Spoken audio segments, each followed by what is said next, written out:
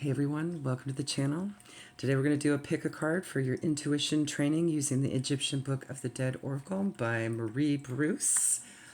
We have card number 1 with this orange candle here that may show up yellow, card number 2 with the white candle, and card number 3 with the blue candle. If that helps you out, feel free to pause the video and focus on the options ahead. Feel it and see it in your mind's eye which one's called to you.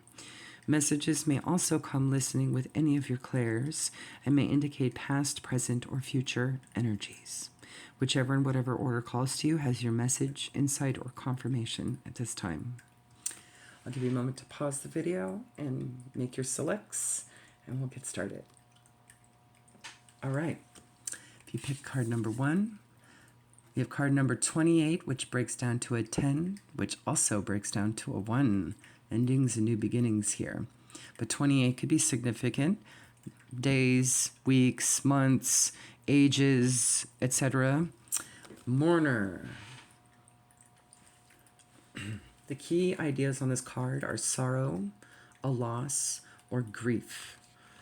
The Egyptians turned mourning into an art form. They frequently visited their dead in the tombs and held festivals of remembrance for the deceased. Flowers would be taken to the tombs, much as they are taken to cemeteries today. In modern Egypt, the official mourning period is still 40 days long, so 40 days might be significant as well here. This card signifies that you've endured some kind of loss. This isn't necessarily a bereavement. It could indicate the loss of health, a broken relationship, a redundancy, financial loss, or something else. Whatever it is, this loss has affected you deeply, and you're entering into a time of sorrow and grief. Mourning involves a process of remembering how life used to be, accepting that life will never be that way again, and coming to terms with the new reality. Again, endings that lead to new beginnings, right? The 10 to 1. It is a process of letting go and moving forward in small incremental steps. Bear in mind that the universe hates a void, so if something has been lost to you, then something else will come along to fill that void. However, this doesn't happen overnight, and sitting in the space of the void can be a traumatic experience. That is when the sorrow feels overwhelming. Take heart, though, because mourning is a phase you go through. It's not a way of life. Be kind to yourself and have patience. The sorrow will eventually pass, and new joy will fill the void, okay? And as I was reading the part that said something else will come along to fill the void, I saw the number 10 to 1, so that could be a matter of timing, all right? I'm thinking like 10 days to a month or something like that, okay? So maybe this mourning period is very brief for whatever this might be, okay? All right, if you chose card number 2, you have 23 and 5 with amulet here. Definitely sensing a transition for the highest good here with that 5. Some kind of change.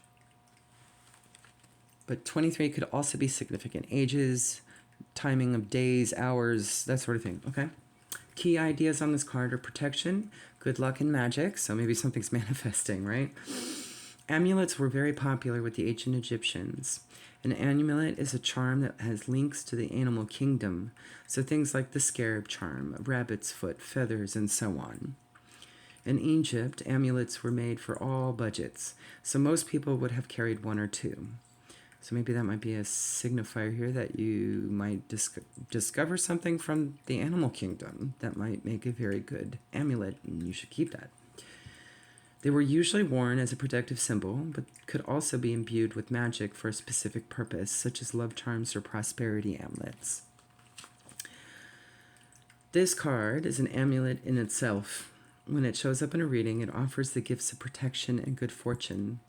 It suggests a time of lucky breaks, opportunity, and chance encounters, which are all working for your highest good.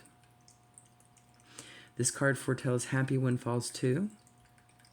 Ooh, I know those 2 cards are coming up or in other readings already. Okay, so if the riches or pyramid cards show up eventually in future cards or future readings or past readings here with this deck, all right, then it is particularly more auspicious.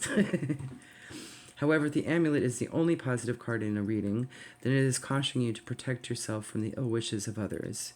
Pay heed to this warning.